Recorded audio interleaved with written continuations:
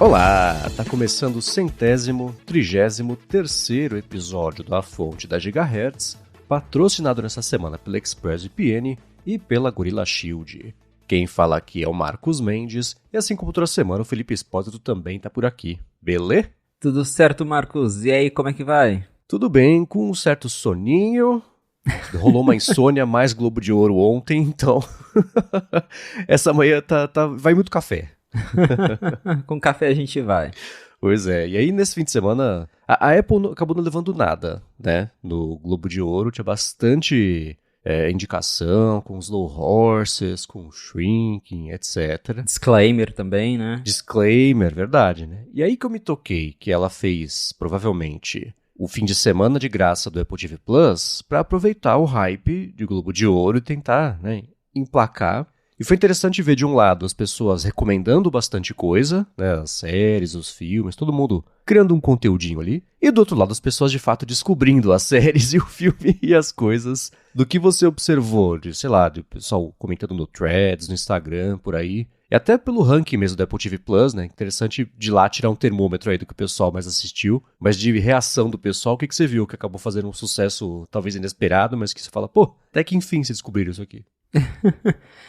Pra quem tá por fora, a Apple fez um fim de semana com o Apple TV Plus liberado. A gente tinha comentado no episódio anterior que teria uma surpresa envolvendo o Apple TV Plus. A gente não sabia exatamente o que, até chutei, deve ser um fim de semana gratuito. E foi isso mesmo. A Apple falou de 4 a 5, mas acabou soltando ali na sexta-feira à noite, já estava disponível para todo mundo. Acho que deve ter sido uma questão de fuso horário mesmo. Mas foi bem isso mesmo, Apple TV Plus disponível para todo mundo, bastava ter uma conta lá, um ID Apple, e você conseguia assistir aos filmes e séries, tudo liberado. Não foi nenhuma seleção, foi a plataforma inteira disponível, então algo bem considerável. E eu vi que o pessoal se empolgou bastante para assistir aos conteúdos. A galera tava bem empolgada, vi bastante gente falando, eu vou aproveitar. Ou pessoas que também, né, já assinam e recomendando para os outros, vai lá e assiste isso aqui. O que eu mais vi foi a recomendação de Severance, né, Ruptura. Todo mundo comentando, tipo, vai lá e assiste Ruptura. E Ruptura realmente é incrível.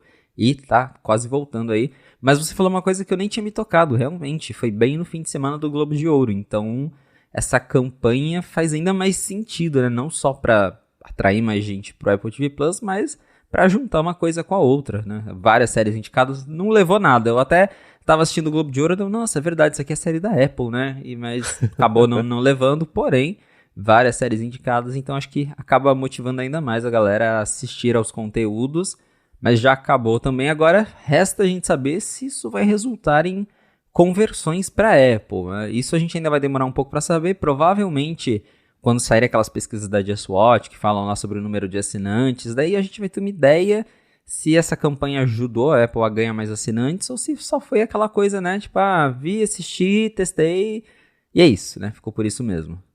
A minha aposta é que não vai fazer muita diferença, não.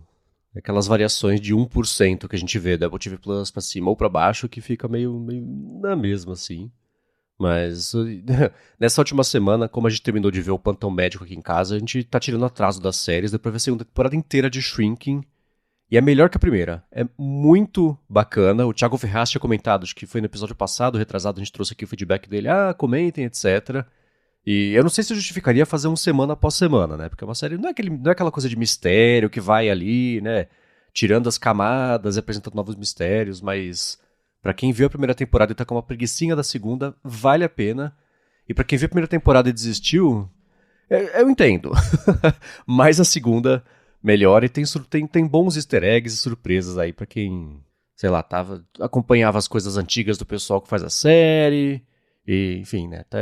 Valeu, gostei de ver. Eu estava atrasado com muita coisa por aqui, daí recentemente eu tô recapitulando aqui, voltando a assistir Trying, que é aquela série de adoção, que é muito bonitinha, uma série, né? Meio comédia dramática, mas os episódios são curtinhos, uma série leve, gostosinha. Tava atrasado, tô assistindo aí até com Severance chegando, né? Nova temporada aí dia 17, se eu não me engano, 17 de janeiro. Então tá na hora de deixar os conteúdos em dia pra deixar tudo liberado pra eu poder assistir Severance quando a segunda temporada estrear logo mais. Eu vou entrar na temporada de reassistir Severance justamente pra estar afiado quando estrear a segunda E tem o podcast, né? Deve estar para estrear agora também aquele podcast que é da própria Apple. É verdade. Que ia ser, sei lá, o primeiro e segundo episódio sobre a série como um todo, e depois um por episódio, uma coisa assim. Se já tiver estreado, eu coloco aqui na descrição do episódio o link para esse podcast. Quando teve o anúncio, eu procurei e não achei. Mas já tá na hora, né? Então se estiver no ar, eu coloco aqui para todo mundo poder também acompanhar. Muito bem, então vou começar com os follow-ups aqui em relação às últimas semanas. E no episódio passado você me fez aquela pergunta que me deixou... Foi isso que me tirou o sono, Felipe. Foi descobrir qual que é o produto da Apple no ano passado, porque não teve, né? Pô, eu concluí Marcos. que foi o MacBook Pro com M4, só pela máquina muito boa que é, né? E saiu lá no 95 Mac, duas coisas saíram. A primeira foi uma matéria elegendo o produto do ano. E eu vi, acho que foi o Chance que tinha publicado acho que no Threads. O que vocês acham? O que vai ser? Né? Eu falei, putz, só falta o 95 Mac de fato publicar que foi o Beats Pill, né? Que foi o produto ali do ano. Mas não, né? Eu torci a favor. Eu ia até mandar um post de brincadeira pra ele. Falei, não, deixa, né? O Felipe me contou aqui em confidência, quer dizer, entre todos nós, né? Mas deixa pra lá. E também uma enquete no site também perguntando pro pessoal qual foi aí o produto do ano. Pro site, pra vocês, né, que escrevem o site, foi o Apple Vision Pro. E pra enquete mesmo, a maior parte das pessoas elegeu o Mac Mini com M4 como produto do ano, assim como os Adetêncios e o Coca e o Rambo no ADT escolheram também o Mac Mini com M4 como o produto do ano. E aí num segundo step de votações com bololô entre o Apple Vision Pro, os iPhones 16, a linha toda, né? O MacBook Pro com M4 e o iPad Pro com M4. Do outro lado do espectro, coitado, sozinho quase ali, o iMac com M4, que de fato, né, ninguém lembra que existe muito bem, junto com os iPhones 16 e 16 Plus. Então os Pros, muitos votos, os 16 normais, menos votos. Você quer ou você pode falar um pouquinho sobre o processo interno de vocês para decidir pelo Apple Vision Pro como produto do ano? Claro, todo ano a gente escolhe, né? A gente, como o site 95 Mac, escolhe o produto do ano. E aí rola uma conversa, o que você acha que teve mais impacto, o que foi mais falado, o que até trouxe mais acessos pra gente, porque a gente tem como mensurar isso, né? Fala de tal produto, ninguém nem clica. Esse produto aqui, as pessoas clicam um monte pra saber. Então, nisso tudo a gente vai, né, vendo ali o que chama mais a atenção. E é algo até que na matéria tem os comentários de todo mundo, e eu até deixei esse comentário, que o Vision Pro é um produto de sucesso? Eu acho que não, mas é um produto que deu o que falar, né? Você gostando dele, não gostando, tendo um, não tendo, deu o que falar, é um produto que, né, todo mundo comentou sobre, mesmo que, né, é meio flop, até o Tim Cook, né, mudou já o discurso dele. Não, o Vision Pro é uma coisa aqui meio de nicho, é para um mercado segmentado, a gente nunca fez ele pensando em vender milhões de unidades, né, óbvio. Então, mesmo assim, é um produto que a gente vê que é algo bacana, tem bastante tecnologia, é uma coisa diferente. Então, dá pra entender, né, a escolha. Eu sei que tem a galera que testou ali e acha muito legal, vê potencial, né? Tem algumas pessoas da equipe que tem, outras pessoas da equipe não têm até hoje também, nunca tiveram interesse. Eu sei de pessoas ali que testaram, devolveram, assim como muitas pessoas ao redor do mundo.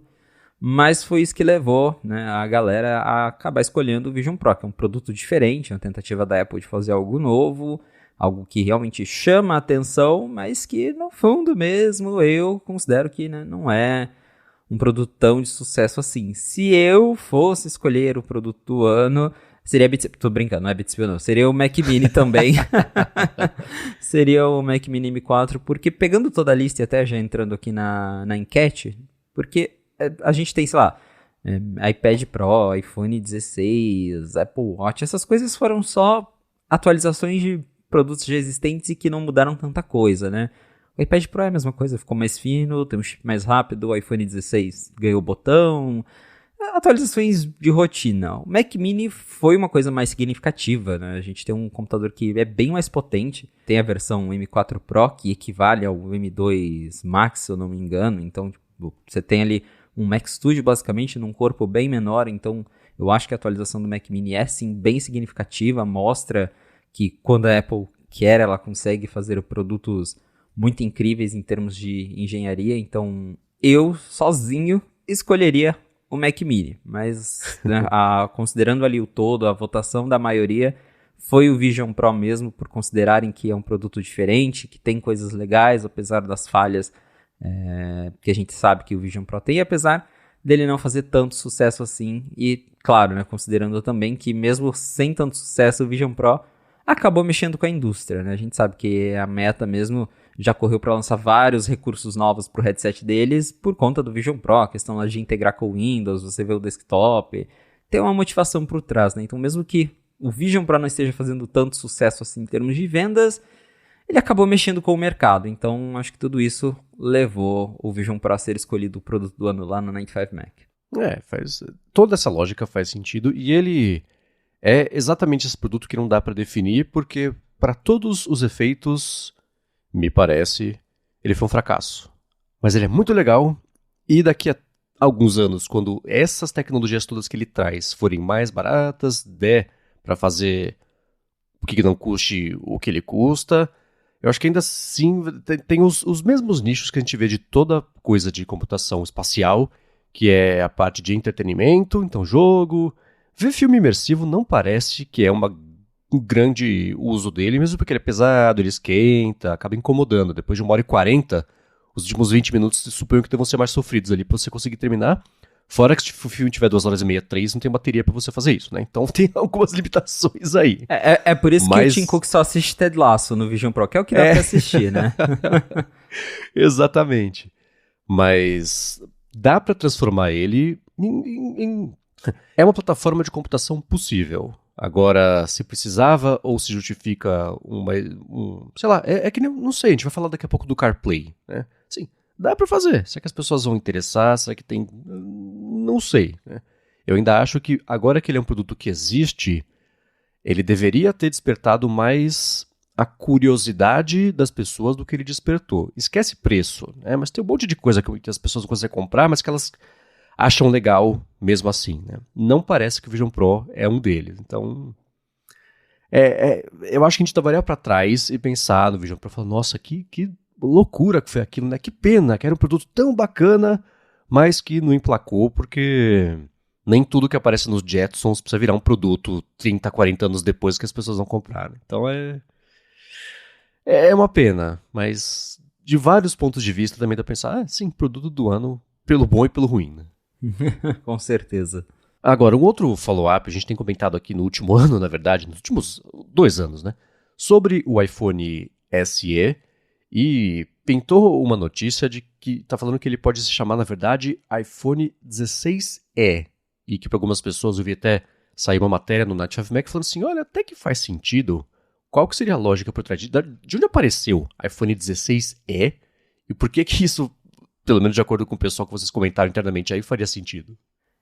Pelo que a gente tem escutado aí desses leakers, né, conhecidos aí, principalmente leaker que fica lá no Twitter, geralmente aquela galera bem anônima que de vez em quando posta alguma pista, esse pessoal tá apostando muito em iPhone 16e. E aí, claro, né, tem pessoas que acham que faz sentido porque, segundo os rumores, o iPhone SE4, ele vai, né, que é SE4, 16E, ele vai ser muito parecido com o iPhone 16 em termos de hardware. Então a gente vai ter o chip S8 dentro, que é o mesmo chip da linha iPhone 16, né, vai ter a porta USB-C também, vai ganhar o modem 5G da Apple, né, o primeiro iPhone com modem 5G da Apple. Então o pessoal está apostando que talvez a Apple chame de 16E para mostrar que ele é mais do que um iPhone SE, né? Que ele tem coisas ali que são coisas de um iPhone do ano. Mas meio que o iPhone SE sempre foi isso, né? Um iPhone que tinha ali o chip do ano, mais o design anterior. Eu particularmente acho o nome questionável porque ele não vai ter o design do iPhone 16, né? Ele vai ter o design do iPhone 14. Se ele fosse ter a mesma carinha ali do 16, com Dynamic Island pelo menos, né? Mesmo que a câmera fosse diferente, mas com Dynamic Island, talvez o nome até colaria, né? Tipo, olha, é uma versão mais barata do iPhone 16, né? Você tem o 16 baratinho, o 16 normal e o 16 Pro. Eu acho que até faria sentido. Mas como o design é diferente, eu acho que até acabaria, sei lá, confundindo as pessoas. Tipo, por que o 16E não é igual ao 16, né? Em termos de cara. O que, se a gente for pegar pelo histórico da Apple, não é um impedimento, né? O iPhone 14 era uma coisa e o 14 Pro era outra, né? O 14 tinha Notch, o 14 Pro tinha Dynamic Island, então impossível? Não acho, considerando, né, o que a Apple já fez, mas eu acharia confuso. Eu prefiro o iPhone SE 4 do que iPhone 16, até porque as pessoas já estão acostumadas com a marca iPhone SE. Acho que as pessoas sabem muito bem o que é um iPhone SE, é o baratinho. Então, acho que isso já está meio que gravado na cabeça das pessoas. Agora, iPhone 16 parece até aquelas coisas que a Samsung faz, né? Tipo, o Galaxy S23 FE, que é a versão mais baratinha lá do S23. Sei lá, e de novo, impossível? Não acho. Mas eu ainda prefiro iPhone SE 4. E você, Marcos? O iPhone SE já é uma marca por si só. Você começar do zero com 16 que é um nome estranho, né? Talvez a gente não tá acostumado, ok, mas ele é feio. Demora pra falar, né? O SE sai mais fácil, então também desconfio bastante desse rumor. Pode acabar que seja. Mas eu vejo o iPhone SE como uma marca própria com um valor que foi criado ao longo desse último, sei lá, não sei, tem 10 anos o iPhone SE, não sei quanto tempo tem desde que saiu o primeiro. Então, nesse momento, não faz muito sentido não, e não estou convencido de que pode ser isso, mas vale deixar no radar aí que isso é uma coisa que pode acontecer.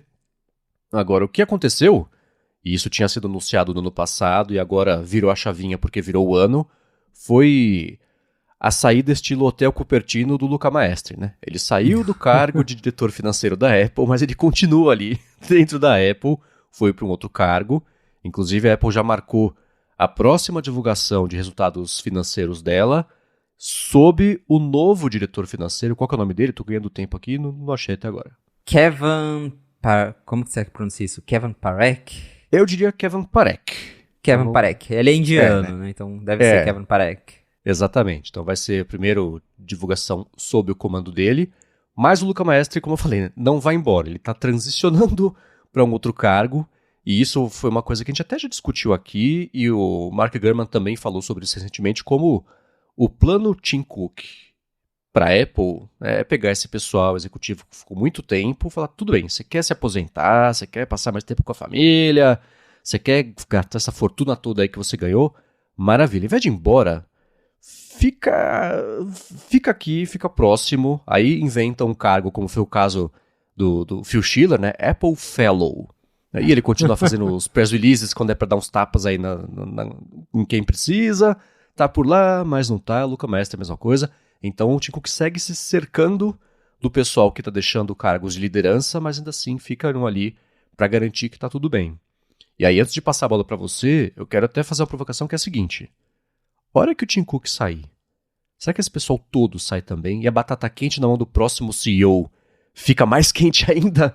Porque aí é um time completamente novo mesmo? Ou dá pra imaginar, ele saindo aos pouquinhos, depois sai o Tim Cook? É o contrário, né? Sai o Tim Cook, e eu já falei, suponho agora aqui com o Trump de volta, pelos próximos 4 anos tem Tim Cook ainda, mas vai ser uma situação curiosa, hora que esse pessoal inevitavelmente acabar saindo, porque o tempo faz isso acontecer, né?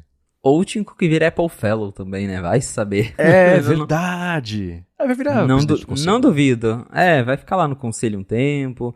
Mas é inegável, a gente tá falando já de mudanças ali, né, de jogo das cadeiras dentro da Apple faz um bom tempo. Muita gente importante já saiu.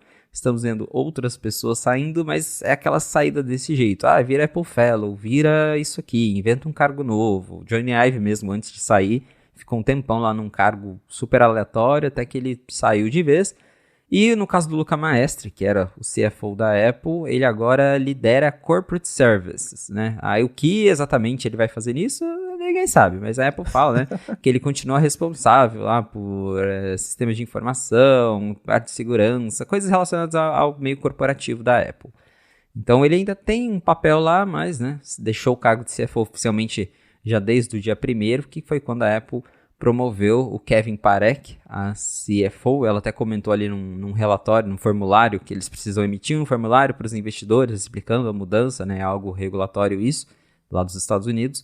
E aí nesse formulário eles confirmaram a mudança, confirmaram a troca de CFO e também que o salário do Kevin Parekh agora foi aumentado para $1 milhão, que é o salário de CFO da Apple. Claro que esse valor está contando só salário, não conta ações e outras coisas que eles acabam ganhando por fora, né? Na prática mesmo, eles devem ganhar muito mais que 1 milhão, mas o salário oficial dele é esse. Então, tá aí, mudança confirmada. Na última ligação de anúncio de resultado fiscal, o Tim Cook já havia feito uma certa despedida, agradeceu ali o Luca Maestri, porque ele está na Apple já há muito tempo. O Parek também está na Apple há bastante tempo, inclusive, né, o Luca Maestri, ele passou a ser CFO da Apple em 2014, que, para quem não lembra, foi o ano em que lançou iPhone 6, Apple Watch, o primeiro Apple Watch foi anunciado em 2014, então o Luca Maestri, né, de certa forma, foi ele responsável por um período muito bom para a Apple, né, um período em que a Apple só cresceu em termos de dinheiro, lançou produtos importantes, de novo, Apple Watch, AirPods, então muitos produtos grandes vieram ainda ali sob a direção do Luca Maestri. E o Parek não é novato na Apple, ele está na Apple desde 2013, então ele entrou já ali sob a direção do Tim Cook, mas já está ali há bastante tempo e agora assumindo como o CFO, né? A gente sempre discute aí outras possíveis mudanças de cargo, eu acho que a próxima grande que está todo mundo esperando é a de CEO mesmo, mas, como o Marcos falou, isso deve demorar um pouquinho, porque a gente sabe, né? Donald Trump está assumindo a presidência dos Estados Unidos, Tim Cook e Trump tem ali uma amizade que por alguns é até vista como questionável, e a gente pode até emendar em um outro assunto aqui, que o Tim Cook está fazendo uma doação, né, em nome do Tim Cook, não é em nome da Apple, mas é impossível não misturar as coisas, né? Uma doação de $1 milhão ali para o fundo de inauguração da campanha ali da presidência do Donald Trump. Então isso também levantou bastante polêmica. Mas, considerando, né, a complicação que é lidar com o Trump, dificilmente vão deixar o Tim Cook sair da Apple nesses próximos 4 anos mesmo. E talvez se ele deixar o cargo de CEO, ainda vai continuar ali como um conselheiro, justamente talvez até para conciliar um pouco com essa questão política que ele sabe lidar bem. Mas muitas mudanças acontecendo ali dentro da Apple e aos poucos aqueles nomes que a gente está acostumado, né, a ver vão realmente desaparecendo. Essa história do Cook foi curioso porque, primeiro, notar que foi uma doação dele e não da Apple. E isso também é de propósito, né? E não, começou, eu acho que foi o primeiro que virou notícia, mas não foi o primeiro que deu mesmo esse 1 milhão, foi o Mark Zuckerberg, quando ele viajou lá, foi lá pro Mar-a-Lago, etc. Mas nessa altura todas as empresas, inclusive as que não tinham dado nada na inauguração passada, tanto do Trump, inauguração é pra festa ali do dia de posse, pra posse, é $1 milhão pra posse, né? É o DOT. Então, tanto pro Biden quanto também, acho que pro Biden o Facebook tinha dado acho que 200 mil e o Google também tinha acho que dado 200 mil, uma coisa assim, e aí agora tá todo mundo dando 1 milhão. Eu vi que o Sam Altman também não foi a OpenAI, mas sim o Sam Altman deu. E tem aquela parte que eu sei que incomoda quem torce como se fosse time de futebol assim, mas nem o próprio Trump esconde quão corrupta é o esquema todo de governo dele, né? Então quem beijar o anel recebe benefícios, quem não beija o anel pode passar por problemas, e especialmente considerando que esse deve ser um governo muito mais amigável a consolidações, a fusões, né? A gente vai ver tudo que a gente viu de não conseguiram, mas de tentativas de bloqueio de grandes negócios durante o governo Biden vai desaparecer durante o governo Trump, exceto para quem não beijar o anel, né? E aí todo o dinheiro que poderia ser gasto em investigações vai ser gasto em cima de empresas que ele achar que tem que se vingar por um motivo ou outro, então tá todo mundo cumprindo o script ali e cobrindo a própria retaguarda para poder fazer o que quiser, basicamente, né?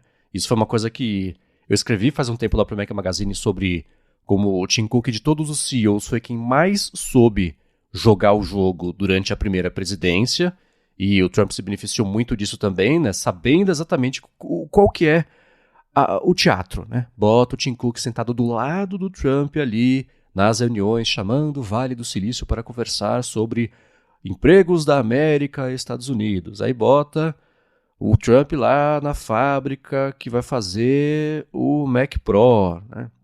Do lado mais estrutural, teve aquele CHIPS Act, uma espécie de lei de incentivo à produção de processadores dos Estados Unidos, foi com o governo Biden, que, mesmo tendo sido aprovada, agora que acabou o governo, todo mundo que é perguntado sobre isso fala, cara, isso foi, assim, não deu em nada. A gente espera que a partir de agora, com mais foco ainda em produção americana, saia alguma coisa que seja mais útil, etc. Não tá todo mundo jogando exatamente o jogo que tem que jogar para ter os próximos 4 anos mais tranquilos, né? Porque dá pra fazer muito estrago em 4 anos. Apesar dessa invariavelmente ser a última presidência dele, tá todo mundo jogando o jogo, né? Eu gosto de brincar que Estados Unidos é um país onde tem a corrupção legalizada, né? Porque lá o lobby é permitido, né? Então as empresas podem investir, podem gastar dinheiro pra, né, basicamente fazer o jogo político ali. Então é isso mesmo de doar pra campanha inaugural, meio que, né? Tá ali, né? Você tá doando dinheiro pra já fazer uma graça, mas é curioso, porque até pesquisei aqui, e na época que o Joe Biden assumiu, o Tim Cook não fez nenhuma doação, ele não estava ali entre os doadores para a campanha inaugural do Biden, e eu também não encontrei em nenhum momento informação sobre o Tim Cook ter se reunido com o Biden, ido, né, convidado o Biden para alguma coisa, enquanto, como você mesmo comentou, com o Trump, ele sempre esteve ali presente em reuniões, né, do lado, e aí faz aquela graça de chamar o Trump para inaugurar a fábrica do Mac Pro, que inclusive ali é outro teatro, né, porque aquela fábrica mesmo só servia os Estados Unidos, todo o resto do mundo continuava com o Mac Pro vindo da China, mas, né, tinha que fazer a graça ali para os Estados Unidos, né, porque é óbvio que na prática mesmo não é tão viável assim. Mas a gente vê, né, o jogo se repetindo. Trump é uma pessoa complicada, tem um discurso aí, né, anti-China. China, a gente sabe, tudo vem de lá hoje, né, por mais que a Apple se esforce bastante para diversificar um pouco a produção, né, tá levando um pouco da produção para a China, para o Vietnã. Aqui no Brasil tem uma coisa bem reduzida, mas tem também. Mas a Apple ainda depende muito da China, e aí o Trump vem com esse discurso de querer taxar a China, de querer dificultar as importações. Para a Apple isso não é nada bom, então, como até o Gurman já falou, né, na gestão passada, o Tim Cook já vinha com aquele discurso, olha, se você taxar a China, isso vai beneficiar a Samsung, que é sul-coreana e nossa competidora, né? Você quer beneficiar a Samsung? Não quer, né? Daí o Trump, pô, é mesmo, né? E acabou dando algumas isenções para a Apple. Então, né, o jogo segue, a gente sabe bem o que está acontecendo, né? É um jogo político de interesses, e claramente, né, isso vai se pendurar aí pelos próximos 4 anos. E o Tim Cook, peça fundamental desse jogo, porque a gente vê que ele conseguiu entender o jeito como as coisas funcionam e o jeito de lidar com o Trump. Eu cacei aqui, encontrei. E é engraçado que eu vi perguntando pro Sam Altman, e eu acho que foi pro Tim Cook também, mas não sei se ele falou. Mas assim, né? De onde tá vindo esse dinheiro? De onde não? Por quê? E o Sam Altman falou, eu apoio todos os presidentes, presidente dos Estados Unidos, é o meu país, então é claro que eu vou apoiar, independente de quem seja, se concordo, discordo e tal. Mas você não doou pro Biden, né? Não, veja, eu apoio o presidente, então, sim, tem essa, né? É o que você falou sobre lobbying e, enfim, né? Vamos ver. Mas isso rolou. Agora tem uma outra coisa aqui de bastidores, e isso também envolve a China que eu quero trazer, mas antes eu vou tirar um minuto do episódio para agradecer a ExpressVPN, que está mais uma vez patrocinando a fonte e segue oferecendo um mês de graça para você experimentar e 3 meses de bônus se você for em expressvpn.com/fonte e assinar o plano anual para ter uma conexão mais protegida, mais segura e ter acesso também a outros conteúdos de streams em outros países que não tem aqui no Brasil por qualquer motivo. E a parte de segurança, se você ainda está de férias, primeiro eu estou com inveja de você. Em segundo lugar, você ainda vai ter que usar muitos Wi-Fi públicos, muitos Wi-Fi gratuitos, que você não controla, que você não conhece, e aí vai saber como é que está a primeira parte da segurança. Em segundo lugar também, aquilo de que se você está conectando por lá, os seus dados podem ser usados depois, vai saber por quê, assim, os sites que você acessa, os servidores, os aplicativos, os serviços, os conteúdos, qual dispositivo você está acessando, você deveria poder dizer não. Com isso, você diz não com a ExpressVPN, porque passa a ser tudo criptografado e nem ela fica sabendo o que você está fazendo com a sua conexão, né? E a parte de mais streaming, se você acessar o Max, por exemplo, a partir dos Estados Unidos, The West Wing saiu no último fim de semana, é uma pena, mas dá pra ver outras coisas. Então vou ver como é que eu vou usar a partir de agora a ExpressVPN pra poder ver coisa do Max, que eu tava quase terminando ali The West Wing, mas dependendo do país que você rotear a sua conexão, você vê os catálogos de países diferentes, que tem mais coisa, que, enfim, né, é diferente do que tem aqui. Tá viajando também, tá pra fora do Brasil, quer ver uma coisa que só tem no Brasil, você se conecta por lá e acessa e vê o conteúdo como se você estivesse por aqui. e para ver como é fácil colocar no seu iPhone, no seu iPad, na TV, dependendo do modelo, na Apple TV, que é como eu falei, né, que eu uso todo dia, no roteador de casa direto, se você quiser, faz o seguinte, vai em expressvpn.com/afonte e você vai ter um mês de graça para experimentar e depois, se você assinar o plano anual, você recebe 3 meses de bônus ao final desse ano, entrando em expressvpn.com/afonte ou clicando no link aqui na descrição ou usando o cupom AFONTE na hora de fazer a assinatura. Muito obrigado a ExpressVPN pelo patrocínio de mais esse episódio do A Fonte e pelo apoio a toda a Gigahertz. Valeu, ExpressVPN!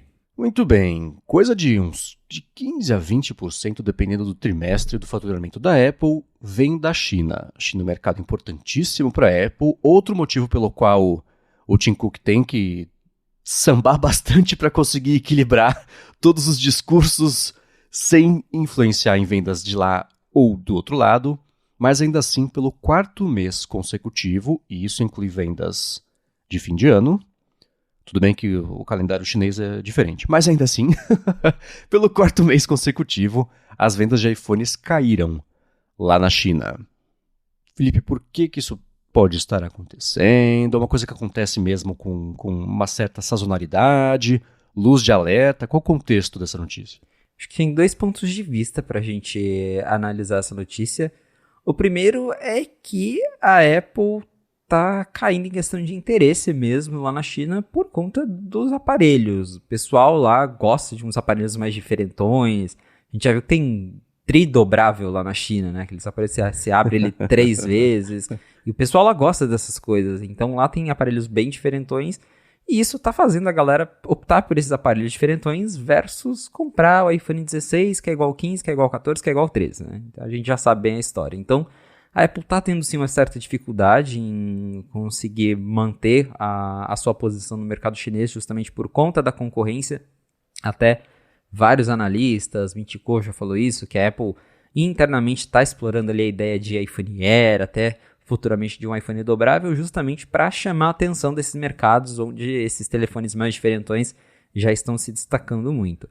Outra questão é que com a guerra, né, entre China e Estados Unidos, né, guerra no sentido ali de trade, né, guerra comercial entre China e Estados Unidos, como a gente acabou de falar, Trump falando que vai taxar a China, que isso, China aquilo, alguns chineses estão se sentindo mais ofendidos em comprar produtos dos Estados Unidos e estão migrando para marcas chinesas, né? Uma forma ali de nacionalismo, até de protecionismo. A própria China parece estar incentivando de algumas formas que a galera compre produtos chineses. Então, nesse meio, a Apple está vendo várias pessoas que têm iPhone optando por telefones chineses, por marcas da própria China. Então, são esses dois lados, né? Tem um movimento ali das pessoas simplesmente preferirem mesmo os aparelhos chineses porque eles são mais diferentões e também um certo boicote à Apple pelo fato da Apple ser uma empresa dos Estados Unidos e aí tem, né, essa guerra, essa disputa entre os dois países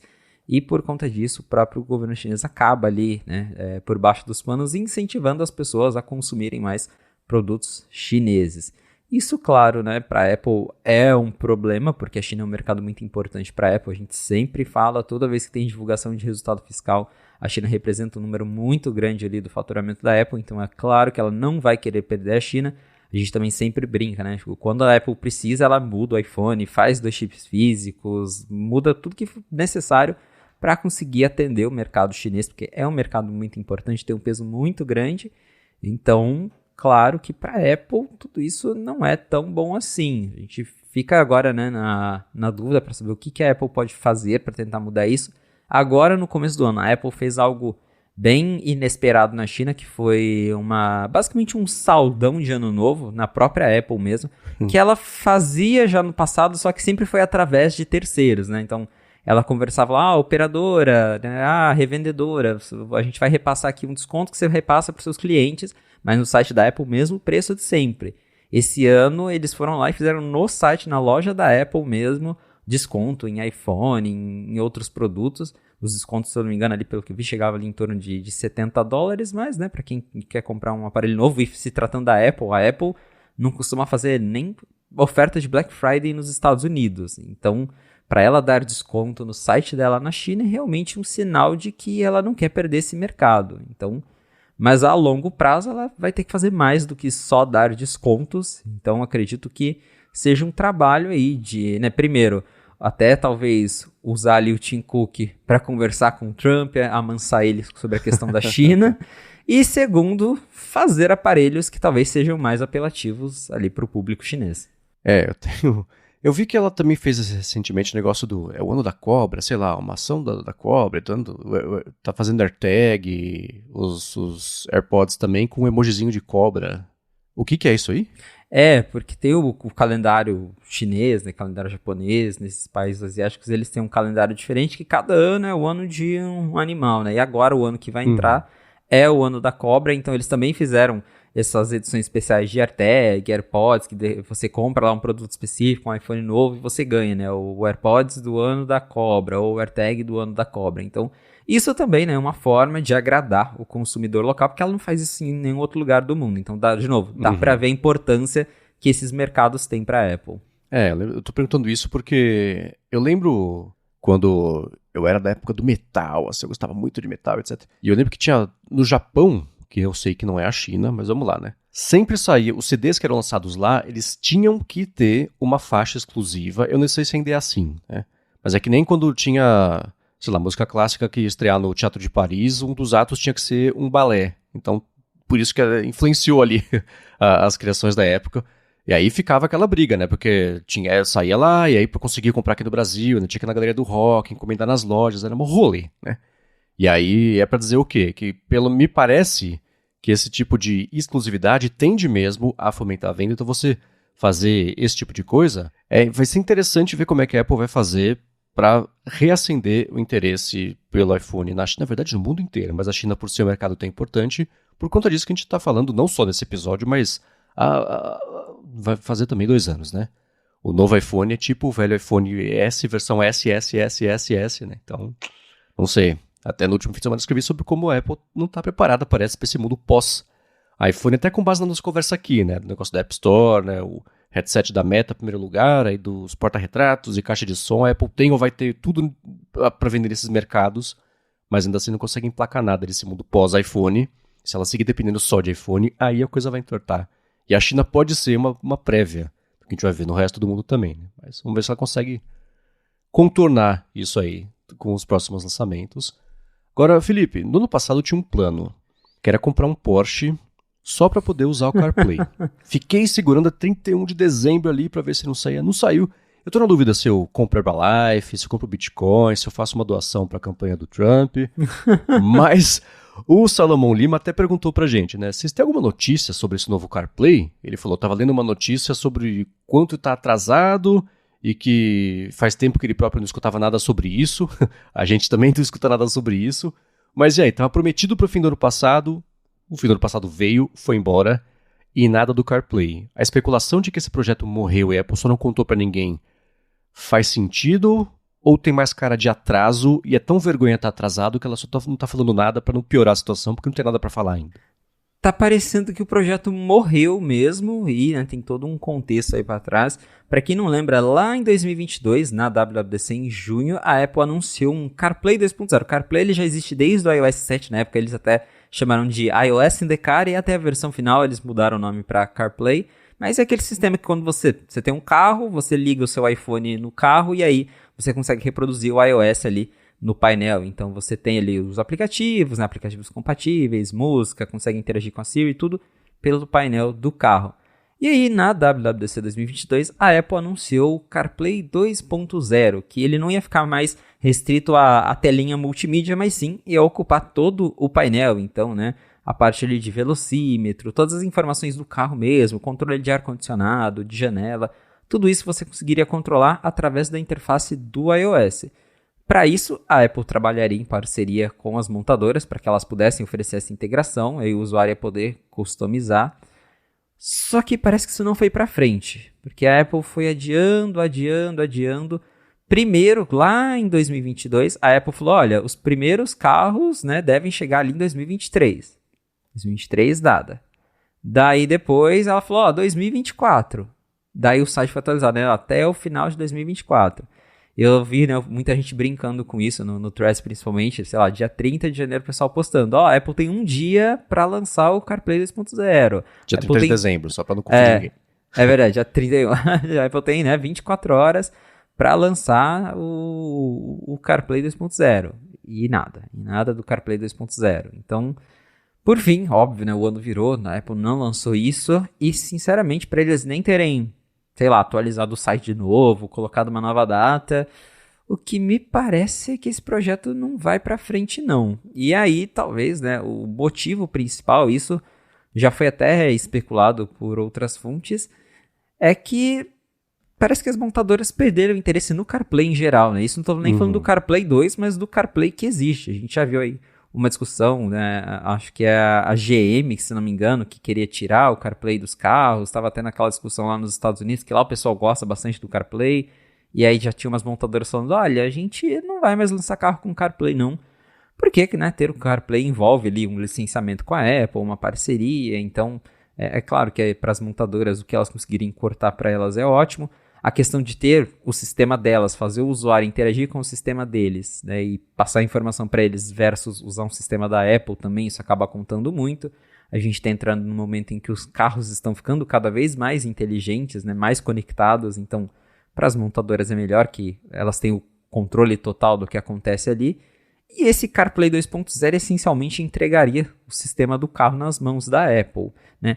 Antes ainda tinha um outro peso, que agora talvez não é tanto, mas os rumores de que a Apple estaria fazendo seu próprio carro. Então é aquela mesma coisa do Apple Pay, né? Tipo, poxa, se a Apple, né, tá fazendo um cartão, por que eu vou ajudar a Apple a arrumar o sistema de cartão e dar informações sobre o meu cartão para eles, né? Então talvez era a mesma coisa ali com o carro. Até, se eu não me engano, algumas das marcas que apareceram ali no slide da WWDC de, essas marcas serão as primeiras a suportarem. Teve algumas que já até sumiram do site, então acho que já é um indício de que essas marcas deram para trás. Eu sei que no final do ano passado chegou a sair não lembro se foi uma patente, um registro do CarPlay 2.0, que até mostrava acho que um Porsche, né, como exemplo ali, indicando que talvez viria.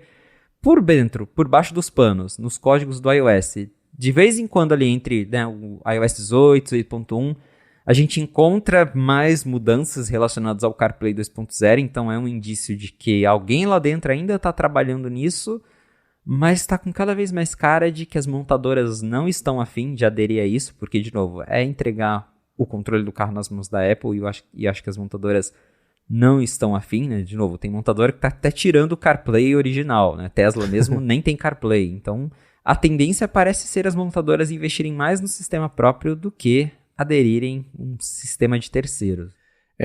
Eu acho que se esse projeto fosse...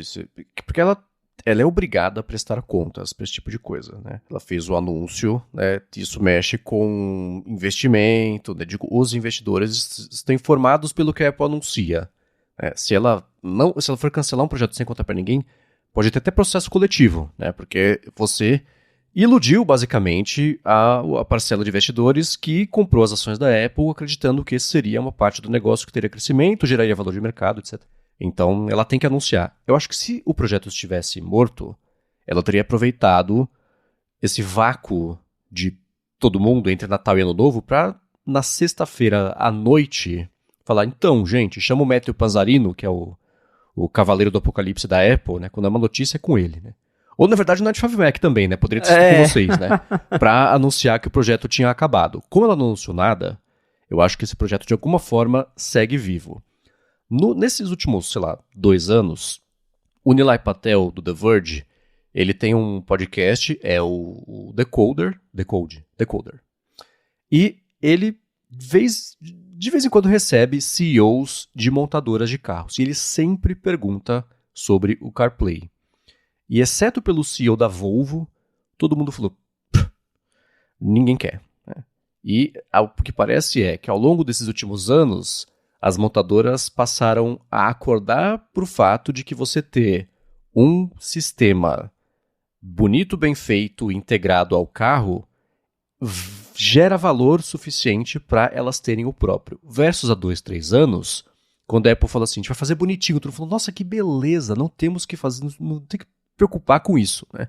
Mudou, hoje o carro está cada vez mais um computador sobre rodas e você oferecer uma interface, um sistema que gere mais integração, né? O próprio CEO da Rivian falou, cara, o sistema do carro tem que ser tão bonito quanto o carro, e isso gera valor para o carro, e por que você vai deixar isso na mão de um terceiro quando você vai poder fazer coisas com o seu carro?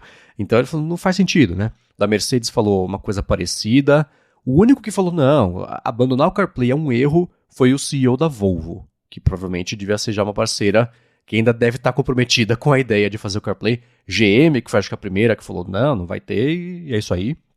Então todo mundo mudou a divisão sobre o que significa você ter um sistema bonito, bem feito, inteligente, integrado a tudo que acontece no carro.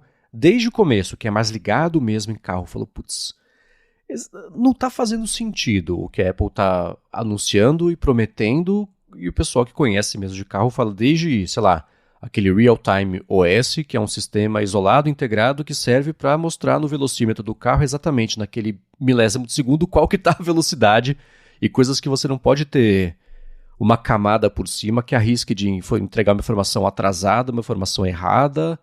Então, tem muitos poréns para considerar aí, e não dá para entender se, assim, todo mundo na Apple, os líderes gostam de carro, né? O pessoal é meio nerd de carro, então não foram pegos de surpresa com nada disso, mas é interessante ver, ele tá próximo do AirPower, de, assim, vamos anunciar, vai ser mó legal, e aí você entende que não vai ser tão fácil assim de fazer, você desiste? Não sei. Mas de alguma forma, nem que seja para lançar para um carro, para falar que lançou e não admitir derrota, eu acho que esse CarPlay vai acabar saindo ainda, mas é um mundo bem diferente. É que nem hoje todo mundo tem o seu próprio streaming fazendo conteúdo próprio versus Netflix quando virou a solução do mercado para streaming e todo mundo jogava lá o conteúdo que era melhor que piratear. O mercado evoluiu, né? Eu acho que o de carro é meio parecido, né? O pessoal entende o sistema como quase um serviço que dá para vender. Era o da GM. Alguma montadora falou que ia ter uma assinatura para você poder. E falou, não, a gente espera faturar não sei quantos bilhões de dólares em assinatura. Falou, mas como? Escutando música? Não faz sentido.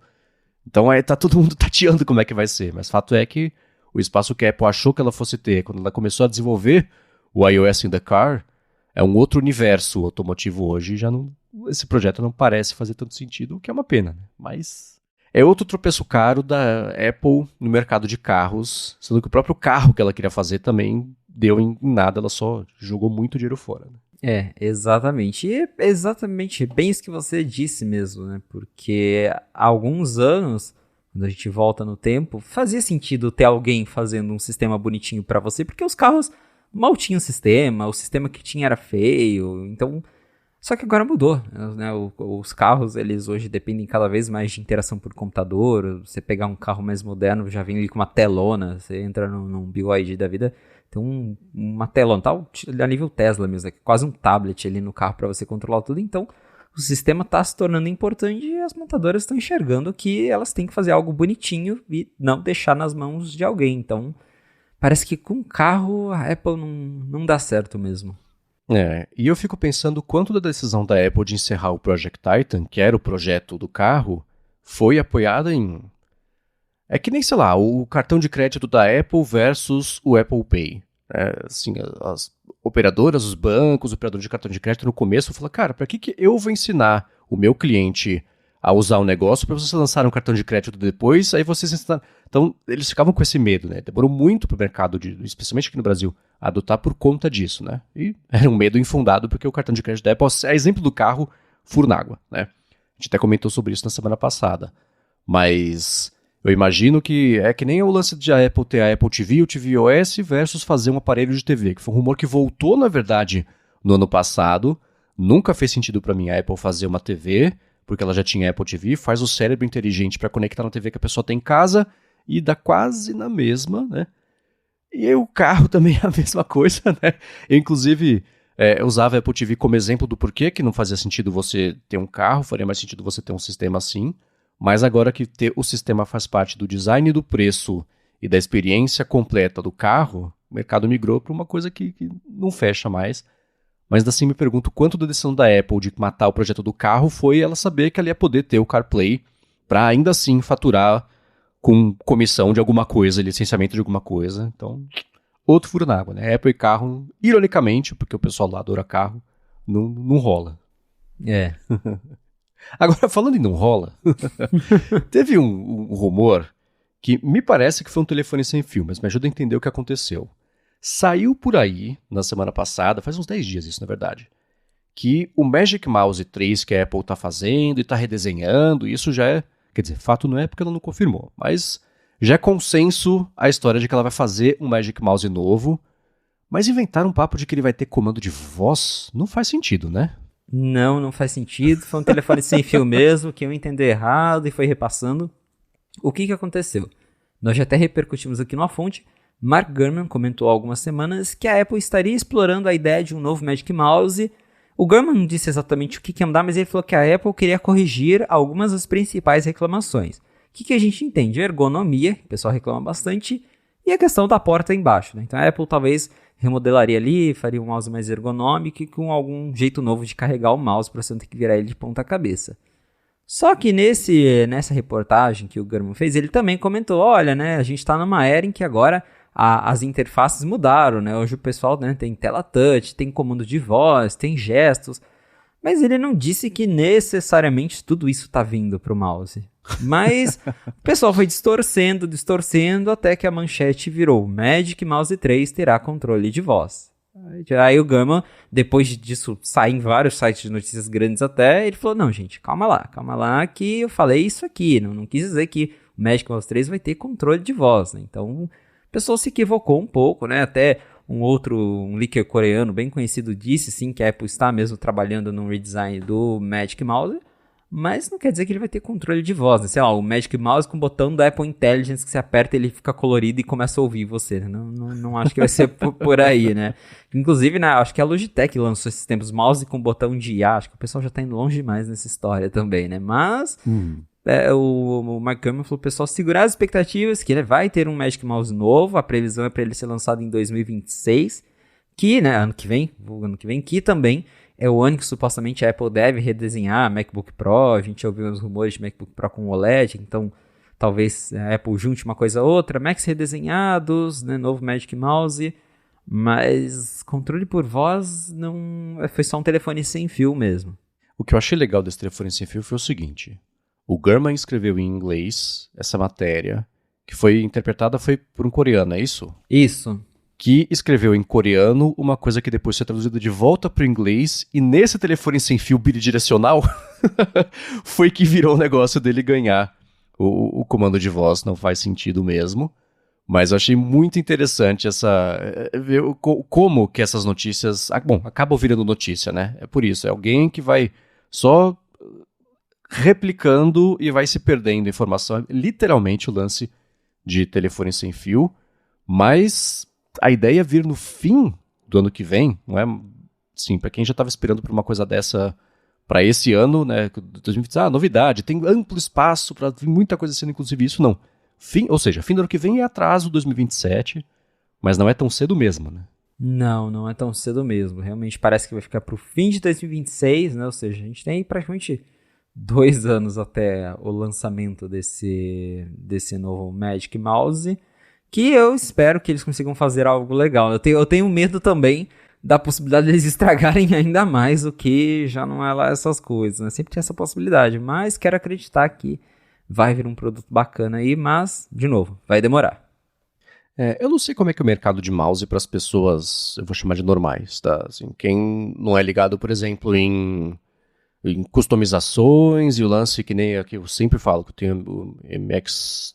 Eu sempre erro o nome, Max Master 3 da Logitech, ele tem um bando de botão, configurei para cada botão fazer uma coisa, me dá um adianto gigantesco, especialmente editando podcast, porque aí 95% da edição fica na mão direita com o mouse e a mão esquerda só para dar o play e o pause enquanto eu estou mexendo na timeline. Então, consegui concentrar isso tudo, mas é um caso de uso, é uma situação de uso. Os mouses que as pessoas compram, quem só faz, sim, né? Quem só trabalha numa boa no dia a dia, não tem coisas muito específicas. As pessoas ainda compram, pelo que você sabe, mouse que tem botão direito, botão esquerdo e no máximo um scrollzinho? Ou isso de ser mais customizável é uma coisa que faz mais parte do dia a dia das pessoas, pela sua impressão? Eu acho que depende do público.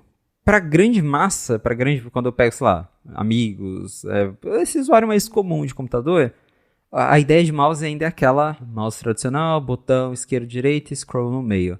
Agora, quando, sei lá, eu converso com um editor de vídeo, programador, aí o pessoal já gosta do MX, da Logitech, esses mouses mais customizáveis. Eu, como falei, eu tenho os dois, né? Eu tenho o da Logitech, tenho também o Magic Mouse.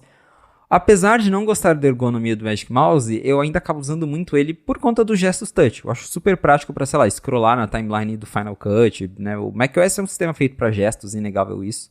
Então acaba sendo legal para esse tipo de uso.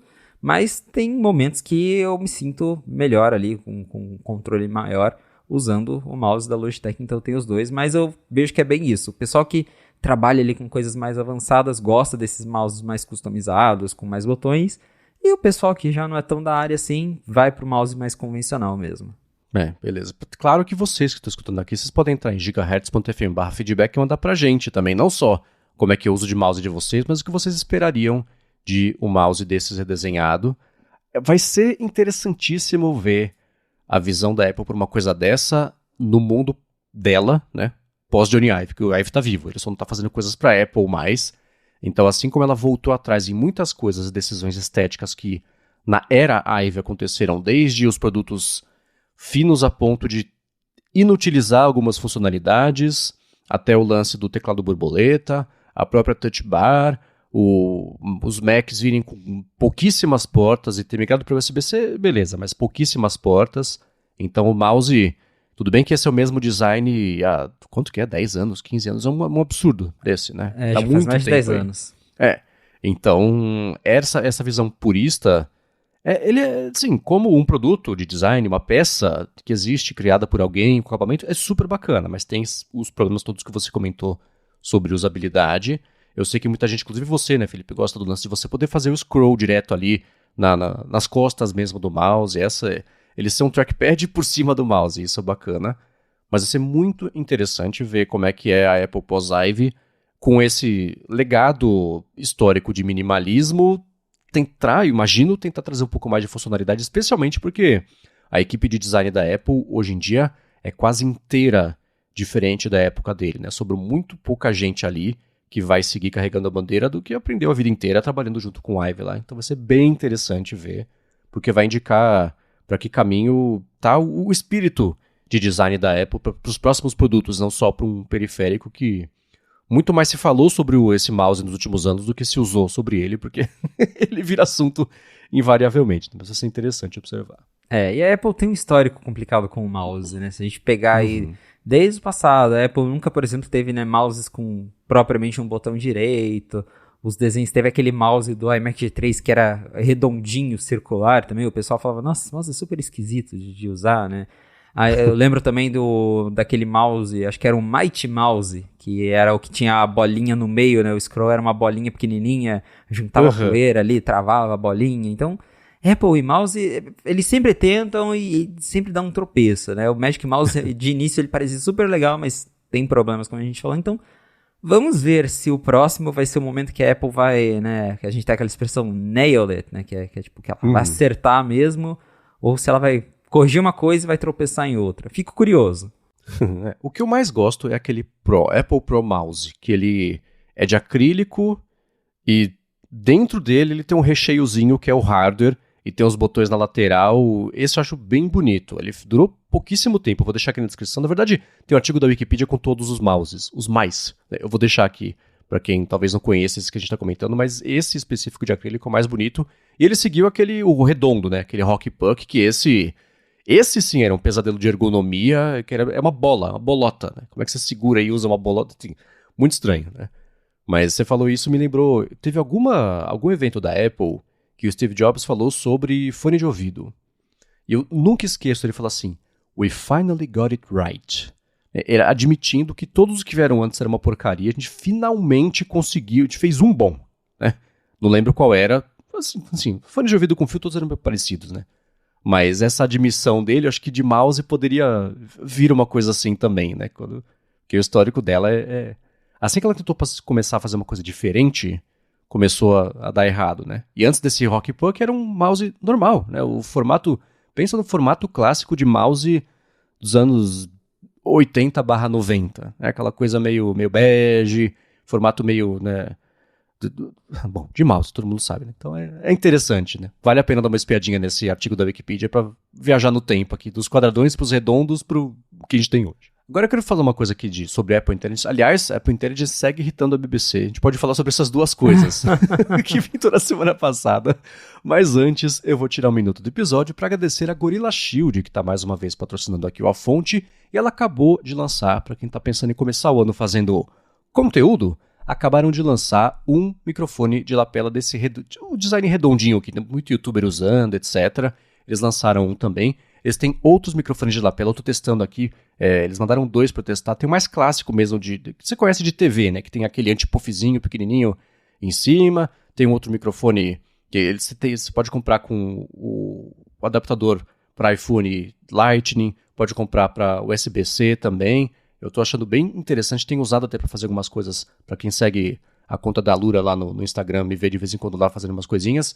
É muito interessante dar uma espiadinha se você vai criar conteúdo. Eles acabaram de lançar esse que é um puckzinho redondinho, que é o Armor da Gorilla Shield. E além disso, ela oferece também uma série de capinhas, de películas, tem fone de ouvido, tem carregador, tem cabo de tudo quanto é jeito, Lightning, micro USB, tem USB-C, tem adaptador de um formato para outro formato, acessórios de monte também para notebook, adaptadores não só de cabo, mas diversos também, caixa de som, eles têm aquela braçadeira até, né? Você vai correr, por exemplo, nesse ano, tem braçadeira que você compra com eles, cartão de memória, enfim, se você for em gorillashield.com.br e usar o cupom GHZ para fazer o checkout, você ganha 5% de desconto cumulativo com um monte de descontos que eles oferecem no site. Eles estão ainda oferecendo descontos de Natal com produtos reembalados, produto compre um, leve 2, mochilas também, seja mochila do dia a dia, de notebook, de viagem também, mala, né, um pouco mais parruda. Então entra lá, gorillashield.com.br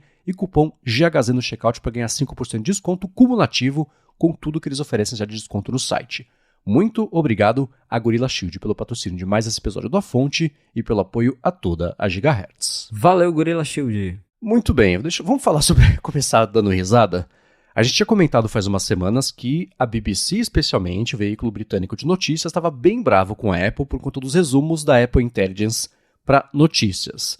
A BBC tinha publicado uma notícia e o resumo da Apple Intelligence, foi que o Luigi Mangione, que foi o cara que matou o CEO da empresa seguradora de saúde, que o Mangione tinha dado um tiro em si próprio, né? Shoots himself. E não era nada disso, né? A BBC ficou bem brava. E na última semana, também com a BBC, a Apple Intelligence resumiu que o brasileiro tenista Nadal assume que é gay. Nada disso tinha acontecido, né? Isso junto de umas outras notícias também. E a BBC seguiu falando que, que coisa absurda vocês seguirem fazendo isso com as nossas notícias, alguma coisa tem que acontecer. A Apple segue não falando nada. Teve alguns resumos também. Me fugiu aqui agora, eu vou deixar aqui na descrição do episódio a matéria também de mais bagunças. E a Apple segue quieta sobre isso, que está objetivamente gerando uma experiência ruim sim, se o negócio serve para informar, you have one job, tá fazendo o oposto, né? Ela não falou nada ainda, né? Ela não falou nada e eu acho que por enquanto não vai nem falar, né? Porque a Apple não gosta muito de se manifestar quando esse tipo de situação acontece. No máximo, né, o que eles fazem é ali silenciosamente, dão um jeito de arrumar, aí sai uma atualização, melhoramos a precisão dos resumos da Apple Intelligence. Acho que talvez vai rolar algo assim, mas enquanto eles não corrigirem, eu acho que não vão falar nada mesmo.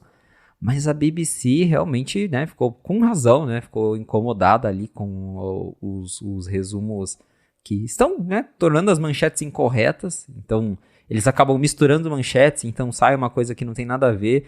Nesse último que eles também reportaram, foi lá da BBC Sport que, né, uma pessoa perdeu um campeonato, mas o resumo diz que ganhou o campeonato. Então, né, acabou alterando ali a essência da matéria.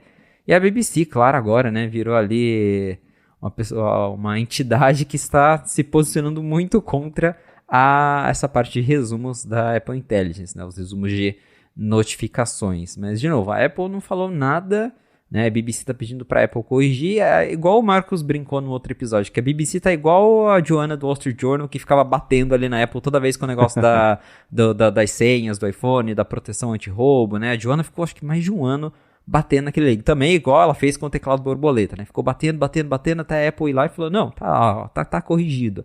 Só que é bem isso, a Apple, historicamente, ela só se posiciona depois que ela já encontrou uma solução para o problema. Até lá, eu acho que realmente eles vão ficar quietinhos, vão deixar a BBC falando sozinha, mas é uma situação bem chata, né, para a Apple mesmo. A gente vê que o resumo, a gente sabe, né, o negócio tá meio que em beta, mas né, é chato mesmo você ter um resumo de notícia que é entregue que torna a notícia falsa, basicamente. Então, a Apple vai ter que fazer alguma coisa. Eu não sei qual solução que eles vão, né, escolher, se de repente eles vão para um caminho de só melhorar mesmo o resumo, né, dizer para o resumo, né, colocar ali nos prompts para, sei lá, para o resumo não alucinar tanto, ou se de repente nas próximas atualizações do iOS a Apple Intelligence não vai mais resumir aplicativo de notícia por padrão, né? O aplicativo considerado notícia exclui dos resumos, e se o usuário quiser ele vai lá nos ajustes e liga. Então tem várias soluções, mas a gente vai ter que esperar mesmo, porque até agora, ainda mais que o ano acabou de virar, então né, a gente está sem beta já há algum tempo, a gente vai ter que esperar para ver o que a Apple vai fazer. Eu acho que eles vão fazer algo, mas de novo, se manifestar mesmo, isso só deve rolar quando eles já encontrarem essa solução. Que esse resumo não vem de um servidor da Apple do resumo de notificações. Ele acontece no aparelho do usuário com base nas notificações que estão lá. Né?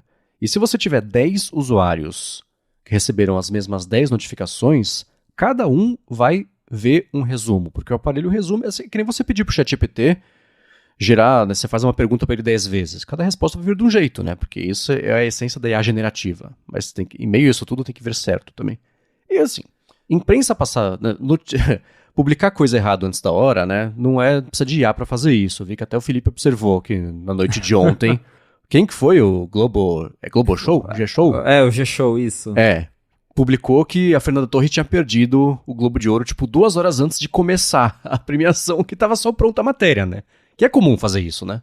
Ah, sim, é muito comum no jornalismo fazer isso, porque a gente mesmo faz toda hora lá na Infomec. Vai ter evento da Apple, sempre a Apple anuncia iPhone 16, você já deixa um pré-write escrito ali, né, com as notícias, e talvez, sei lá, a Apple não anuncia iPhone 16, é uma matéria surpresa. Então, a gente sempre tá pronto para todas as possibilidades, e no caso do G-Show, deram essa bola fora aí de publicar horas antes, né, que a matéria, que por fim ela acabou ganhando, então nem precisaram usar essa matéria. Que bom, né, mas né? Cometeram essa gafe de publicar mesmo antes da hora. Então. E quem tem memória boa vai lembrar que em 2008 a Bloomberg publicou o obituário do Steve Jobs. Isso foi 3 anos antes do Jobs morrer de verdade. O próprio Jobs tirou sarro disso no evento, né, falou, gente, ao contrário do que saiu por aí, tô vivo, tá, tô aqui. Então, mas uma coisa é o veículo fazer isso, outra coisa é você fazer isso pelo veículo, né? E você dizer que o veículo falou uma coisa errada, e sendo... O grande problema é que as pessoas, elas acreditam na Apple, acreditam no iPhone, acreditam no sistema, ela está acostumada a ver uma notificação de uma coisa que a publicação publica, né? Se vem um resumo, a pessoa não está pensando que é a Apple Intelligence resumindo o que está lá. É um resumo da notificação, um resumo da notícia, né? Você está prejudicando a credibilidade de um veículo por tabela, parecendo que veio do veículo isso. Então a BBC está com muita razão de estar brava. É interessante só ela estar, pelo menos que eu tenha visto, reclamando disso, porque já teve resumo errado do Times. Deve ter resumo errado todo dia de todo mundo, né? Tem coisa que viraliza mais do que outras, mas é interessante ver como consistentemente os da BBC a Apple tende a fazer errado, ou tá fazendo errado de todo mundo, mas é a BBC que tá tomando mais as dores aí. O ponto precisa melhorar, né? Precisa melhorar, e no meio disso tudo, talvez a Apple já até esteja se preparando para melhorar, porque temos uma notícia de que Apple Intelligence agora supostamente exige mais espaço do iPhone. Marcos acabou de falar, é tudo processado on device, é tudo, né, o processamento da IA da Apple é sempre feito no aparelho, e a Apple atualizou ali silenciosamente a página de suporte ao Apple Intelligence, e diz ali que agora o requisito de armazenamento quase que dobrou. Antes era 4 GB e agora isso foi para 7 GB, né, o requisito. Eu acabei de olhar aqui no meu iPhone, no meu diz que está usando 3.1 GB, então ainda não aumentou nada em relação ao que estava, eu estou no beta mais recente, mas pode ser um indício já da Apple se preparando até para suportar mais idiomas, né? Apple Intelligence hoje só funciona em inglês, daí o Marcos até pode explorar um pouco mais isso, mas eu imagino que possa ser a Apple já se preparando ali, né, para o suporte a mais idiomas, que vai precisar baixar novos modelos de linguagem, vai consumir mais espaço, então parece que a Apple já está se preparando para isso, e na página ali do site, pelo menos, diz que agora, para ter Apple Intelligence, você precisa ter pelo menos 7 GB livres no seu iPhone, iPad, Mac, versus o que era 4 GB quando a Apple lançou a primeira versão da Apple Intelligence. Isso é interessante porque é mais um quesito que a iniciativa de IA da Apple está bem atrás do resto do mercado. O que a gente está vendo o resto do mercado inteiro fazer? Publicar modelos que são muito menores do que a versão anterior, só que com um desempenho igual ou melhor. Eles estão numa etapa em que eles estão conseguindo sim, né? O que aconteceu ao longo dos últimos anos? Você tinha modelos com não sei quantos milhões de parâmetros, que viraram não sei quantos bilhões de parâmetros, e foi crescendo, crescendo, crescendo, gigantescos, todos rodando na nuvem, porque não dá para fazer uma coisa dessa local, né? E tá todo mundo que tá aí na fronteira da IA atingindo um patamar, tá batendo num teto ali. A gente vê, tem aquela LM Arena, que é um site de benchmark público de modelos. Você entra lá, ele te apresenta 2 modelos que você não sabe quais são, que geraram uma resposta. Você escolhe qual que você prefere, e isso no volume vai gerando um ranking ali para o site. E a gente tem visto nos últimos, 3 meses, basicamente, a OpenAI e o Google se revezarem com modelos que eles estão... São versões experimentais que eles colocam lá mesmo para testar, mas o fato deu bateu nesse teto, né? Os modelos que estão chegando agora que não batem nesse teto, eles estão saindo com desempenho melhor do que quando saiu, por exemplo, o GPT-4o. Lembra quando ele saiu que foi, não, meu Deus, que coisa avançada, etc.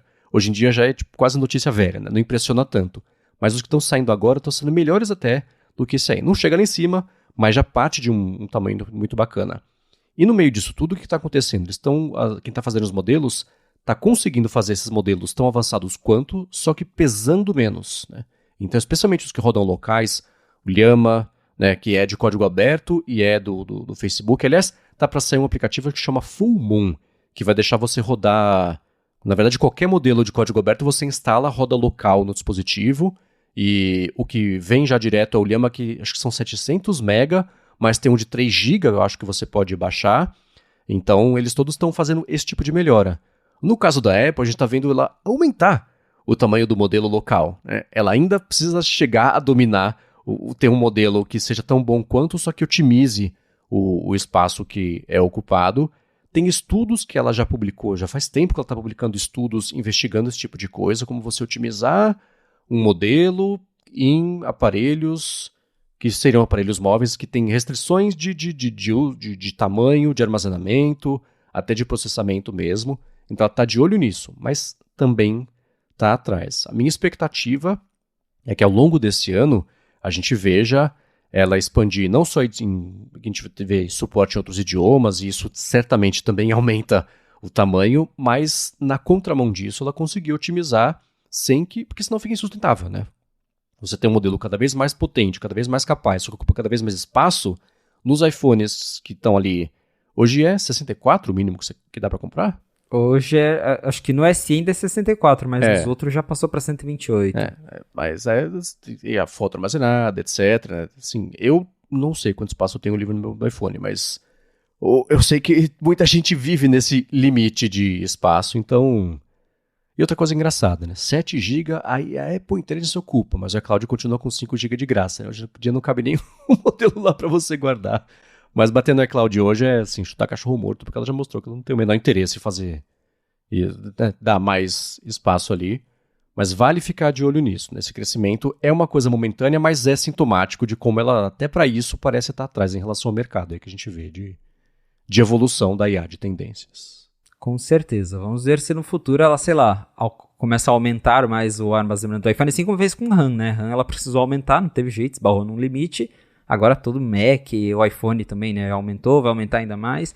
Então pode ser que daqui a um tempo ela, sei lá, vai ter que começar a lançar iPhone a partir de 256 GB, né? Então, ou não sei se isso é viável, mas quem sabe no futuro colocar um segundo armazenamento que é exclusivo para Apple Intelligence, sei lá, colocar um chip lá de 32 GB, alguma coisa assim, porque pelo jeito o negócio só vai crescer, né? Então... Então, eu procurei aqui, o que vem instalado nesse aplicativo, ele chama Full Moon mesmo, Eu tô com o beta dele, mas acho que 13 de janeiro ele vai sair. Quando sair na App Store, eu trago aqui como follow-up. Ele vem para você instalar, você baixa e instala no aplicativo o modelo Llama da Meta, o 3.2, que tem suporte a múltiplos idiomas, de 1 bilhão de parâmetros. Ele tem 700 MB. Mas se você quiser, você pode baixar o de 3 bilhões de parâmetros, ele tem 2 GB. Né? Então, você vê que não é nem... Se você triplica quantos parâmetros tem, mas não triplica, mas chega perto de triplicar qual que é o peso que ele ocupa. E a própria Meta está fazendo esse esforço de deixar eles mais leves. Então esse é o caminho. Vamos ver quanto tempo a Apple leva para trilhar esse mesmo caminho. Espero que esse ano ela consiga acelerar isso aí.